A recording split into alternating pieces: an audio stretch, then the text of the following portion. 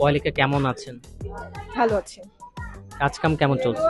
আপনি নিশ্চয়ই দেখতে পেয়েছেন যে আজকে আমি এত ইন্টারভিউজ করেছি। এখানে এসে অনেক আর্টিস্টকে আমার হ্যান্ডেল করতে হয়েছে। একজনের পর একজনের আমি ইন্টারভিউ করেই যাচ্ছি। এখন আপনাকে ইন্টারভিউ দিচ্ছি।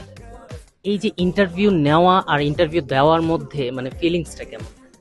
আমার ফিলিংস হচ্ছে আমি কথা বলতে পছন্দ করি, কথা বলতে মজা লাগে। সবসময় না, যখন আমার মাইক্রোফোন আমার হাতে থাকে তখন আমার প্রশ্ন করতে ভালো লাগে।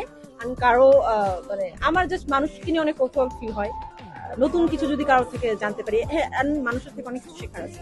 অনেক এক একটা মানুষ এক এক রকমের বৈচিত্র্য দিয়ে তৈরি, সৃষ্টিকর্তা তৈরি করছে। তো সবার মধ্যে কিছু না কিছু স্পেশাল কোয়ালিটিস থাকে। তো আমি ওগুলো থেকে কিছু শেখার ট্রাই করি।